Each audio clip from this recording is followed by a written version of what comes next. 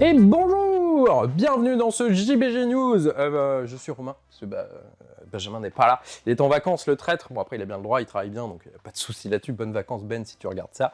Bref, du coup, comme pour ceux qui reçoivent notre newsletter, pas de nouveautés chez nous cette semaine.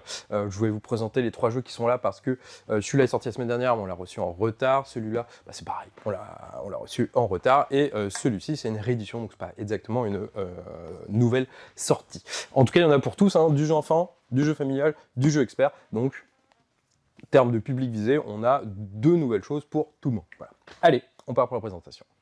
Et voici Ink, du coup c'est sorti la semaine dernière, mais le distributeur en ce moment se livre en mode dans 10 jours. Bref, voilà, donc on l'a reçu. Nous on l'attendait avec impatience, parce qu'on a beaucoup aimé, malgré, il y a pas mal de gens qui mettent des petites critiques, mais nous on a beaucoup aimé, c'est un peu un jeu qui renouvelle rien, hein, certes, hein, du puzzle game à la Azul, Harmony, Cascadia, tout ça, mais nous on a beaucoup aimé notre partie à Cannes, on en a refait une tantôt, et c'est, enfin tantôt, un autre jour, et c'est vraiment très cool. On a beaucoup aimé le petit casse-tête qui est proposé, le matos assez dingo. Du coup, on va vous expliquer ça, parce que ça vaut le coup de s'arrêter dessus.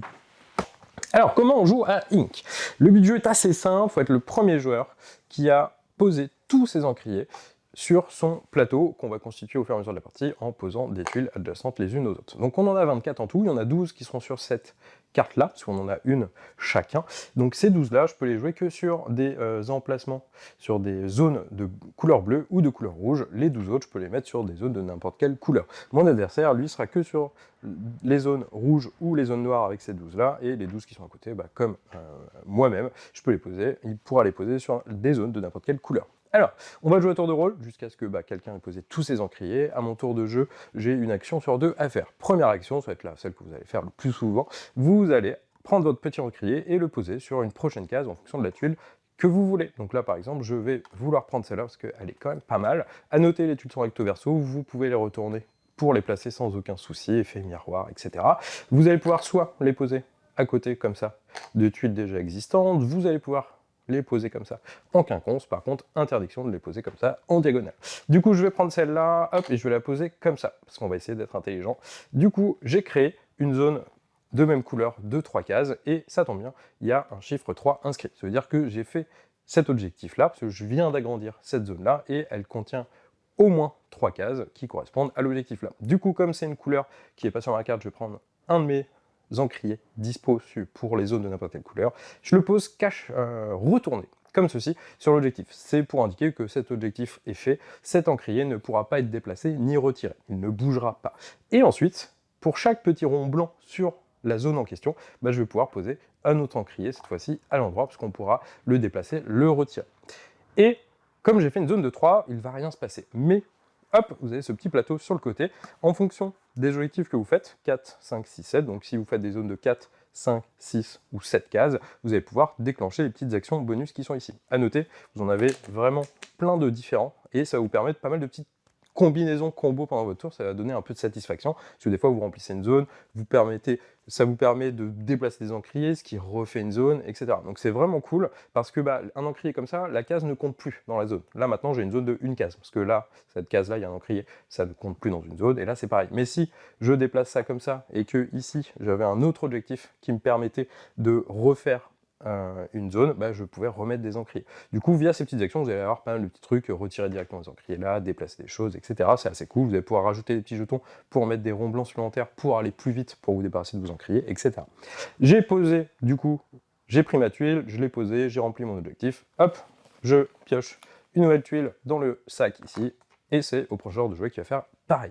A noter, vous avez une petite case spéciale qui est ici. À chaque fois que je fais un tour, je vais m'arrêter ici, et je vais devoir piocher une petite tuile dans le petit sac qui est là. Et c'est violet. Du coup, je vais devoir mettre cette tuile sur 2 cases, avec au moins une case violette. Hop, donc comme ça. Et ça va un peu me freiner, parce que mon plateau est un peu moins bien, entre guillemets, pour le coup, parce que ça me cache 2 cases, donc attention à ça, même si ça va pas vous bloquer intégralement, mais il va falloir quand même y penser et faire attention. La deuxième action qui est dispo à son tour, donc au lieu de déplacer son encrier pour prendre une tuile, vous pouvez passer votre tour. Mais si vous passez votre tour, vous prenez 2 encriers qui sont bloqués ici pour telle ou telle couleur, et vous les mettez dans vos encriers Joker qui peuvent aller sur n'importe quelle zone. Voilà, c'est aussi simple que ça.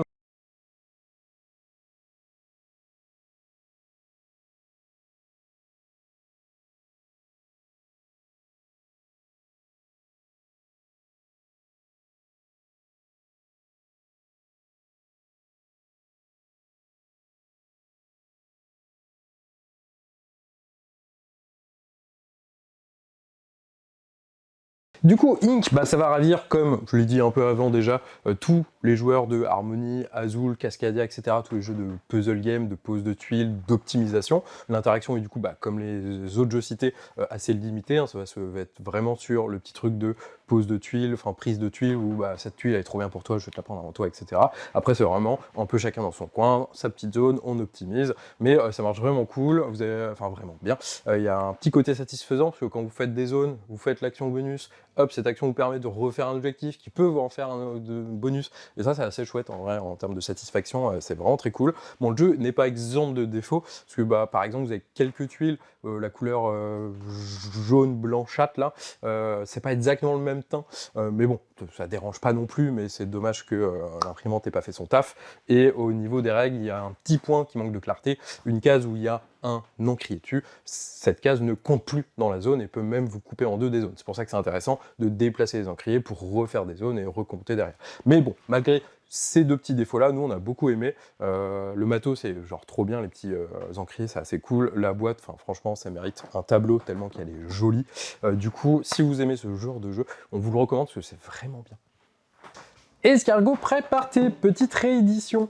Ça avait été édité par APA. En tout premier de mémoire. Nous on avait beaucoup aimé, on l'avait rentré en magasin et comme il revient, hop, on l'a repris parce que pour vous le proposer de nouveau, parce que c'est assez chouette. C'est un petit jeu de course assez simple, vous allez avoir la boîte qui est aimantée, un petit plateau que vous allez mettre devant, plusieurs escargots de couleurs. Votre but en début de partie, en fait, vous allez piocher une petite carte que vous allez tenir secrète, c'est vous la regardez. Il faut que l'escargot bleu soit en premier, l'escargot rouge soit en deuxième, l'escargot jaune soit en troisième. Il va falloir essayer de faire ce petit triptyque sur le podium. Les autres joueurs auront la même chose, mais sûrement sur des couleurs différentes. Au tour de jeu, ça va être assez simple, vous lancez 2 dés. Et sur ces 2 dés, il y a des petits symboles qu'on va retrouver sur la boîte, genre trèfle, triangle, rond, tout ça, avec des couleurs différentes. Vous lancez vos 2 dés, vous choisissez un des symboles, c'est sa couleur qui va compter, parce que ça va indiquer quel escargot vous allez déplacer, et cet escargot, vous le déplacez jusqu'à la prochaine case qui contient le symbole du deuxième dé. Du coup, là, vous avez une petite mécanique de choix. Est-ce que je fais un triangle, je fais une étoile jaune et un rond rose, est-ce que je déplace l'escargot jaune jusqu'à la prochaine case rond, ou est-ce que je déplace l'escargot rose jusqu'à la prochaine case étoile. Voilà, donc ça petit truc tactique comme ça, la petite notion de bluff, à noter que vous pouvez bloquer des petits escargots quand vous les mettez les uns sur les autres, donc c'est vraiment très cool. Nous on avait beaucoup aimé à l'époque, on aime toujours. Du coup c'est dispo de nouveau, faut pas hésiter, si vous avez des petits bambins, c'est disponible, c'est à partir de 5 ans normalement, c'est ça, c'est toujours disponible à partir de 5 ans, de 2 à 5 joueurs, de partie de 10-15 minutes, c'est assez rapide quand même, donc n'hésitez pas, si vous avez des enfants c'est très bien. Et un petit jeu expert, Stupor Mundi. Du coup, lui, pareil, il est sorti la semaine dernière, reçu en retard, blablabla. Nous, on a beaucoup aimé, au-delà de la boîte qui est assez jolie, je trouve. C'est un jeu en mode un peu à l'ancienne, à l'allemande, mais cool. Parce qu'il y a beaucoup de jeux à l'allemande où c'est très moche, c'est... mais celui-là est bien, celui-là est vraiment chouette. Du coup, de quoi ça parle? On est à l'époque de médiéval, comme vous pouvez vous en douter au niveau de la couverture, sous l'égide, le royaume de Frédéric II. Nous sommes ses vassaux, mais on va essayer de tirer notre épingle du jeu. Donc là, il y a pas mal de petites choses, parce que c'est un jeu assez conséquent, assez expert. Vous allez avoir plusieurs plateaux. Déjà, devant vous, personnel, vous avez 2 plateaux. Vous avez un plateau personnel d'action et les choses que vous allez pouvoir construire. Plus vous construisez de tours, de murailles, ou votre château lui-même, vous allez débloquer des choses. Vous avez un second plateau, c'est là où vous allez poser vos tours et vos machins pour construire votre château, littéralement. Vous avez vraiment les petits trucs en bois et tout. 2 autres plateaux ensuite, il y a le plateau où vous allez avoir les spécialistes que vous allez pouvoir up au fur et à mesure de la partie pour faire des actions, bonus, etc. Et le château de Frédéric II, parce que lui aussi est là. Et un autre plateau qui va représenter votre petit bateau, qui va se déplacer de port en port pour acheter de nouvelles actions, pour marchander, pour recruter de nouveaux alliés, etc. Alors comment ça fonctionne? Ça va fonctionner en mode on fait plein de manches. À chaque manche, chaque joueur fait une action. Dès que tous les joueurs ont passé, la manche est terminée, on passe à la seconde. Aussi simple que ça. La fin de la partie, c'est soit quand on a fait toutes les tuiles édits de Frédéric II, soit si un joueur a construit entièrement son château, soit on n'a plus de cartes action spéciale à acheter. Alors, comment ça va se passer? À mon tour de jeu, j'ai une action à faire. Ça va être de jouer une carte de ma main. Mais avant ça, je peux, si je le veux, c'est pas obligatoire, déplacer mon petit bateau. Donc vous avez, comme je vous l'ai dit, le petit plateau là, un peu en cercle, qui symbolise les différents ports. Vous allez déplacer votre bateau jusqu'à 2 cases. Chaque case avancée vous coûte une thune. Bien entendu, c'est pas gratuit de naviguer. Ensuite, vous allez faire votre action. Donc vous allez avoir une main de cartes qui sont à utilisage multiple. Vous avez la carte qui est recto verso, vous avez d'autres cartes. Le recto, il y a une action. Donc si vous jouez à la carte face visible, bah, vous faites l'action imprimée sur la carte et c'est tout. Si par contre vous la posez face cachée, comme vous la posez sur votre plateau joueur, en dessous, sur les petites encoches, bah, elle va pointer 2 actions. Bah, vous faites une de ces 2 actions. À noter jusqu'à la fin de la manche, une fois qu'une carte est posée sur un slot, ce slot est bloqué. Donc il faudra faire attention, pas mal anticiper ce que vous allez faire. Dans les actions dispo du coup, bah, gagner des ressources, forcément. Vous allez pouvoir acheter de nouveaux alliés au niveau de la case où est votre bateau. Vous allez pouvoir acheter de nouvelles cartes, donc il y a un genre de simili deck building, on va dire. Plus la partie va avancer, bah, plus vous allez avoir des cartes intéressantes. Vous allez pouvoir avancer vos spécialistes qui vont vous donner des différents bonus, des points, des ressources, etc. Vous allez pouvoir construire votre château, donc soit placer une tour, soit placer une muraille, soit placer un gros bloc pour la tour centrale. Enfin, j'ai pas le nom précis, j'admets. Plus vous construisez de tours, plus vous allez pouvoir prendre d'alliés. Ces alliés vous donnent des bonus directement et des bonus de points de victoire en fonction de votre château ou du château de Frédéric II, ça je vais venir ensuite.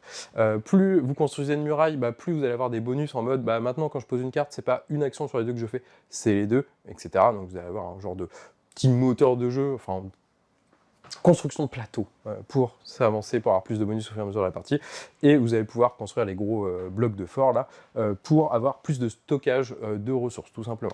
Vous allez pouvoir aussi avancer vos spécialistes, comme j'en ai déjà parlé, donc plus vous les avancez, plus vous avez de petits bonus de points, et s'il arrive à la fin, vous avez une petite tube bonus qui est assez cool quand même, et vous allez pouvoir aussi faire les édits de Frédéric II. Alors, qu'est-ce que c'est les édits? Ça va vous dire, vous pouvez lui ajouter une pièce d'or, vous pouvez construire une tour, etc. Mais, selon votre choix, vous pouvez faire soit, ça, je lui donne, ou ça, je lui retire. Parce que, en fonction des alliés que vous avez recrutés, ils vous donnent des points soit en fonction de votre château, soit en fonction du château de Frédéric II. Donc, à vous de voir comment vous scorez, comment score l'autre pour essayer de lui retirer des points, de vous en ajouter, etc. Voilà. Donc, Stupor Mundi, c'est vraiment des règles assez simple, efficace en vrai.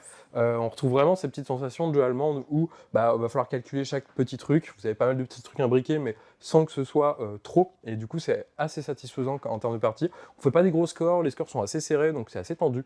Bref, c'est vraiment très cool. Si vous aimez les jeux assez conséquents, on vous recommande fortement celui-ci. À noter, l'auteur Nestor, je viens de le capter là, Nestor Mangonet, c'est aussi l'auteur de Darwin Journée, qui est sorti l'année dernière et sélectionné à l'As d'Or. Donc c'est quelqu'un qui est plutôt bon.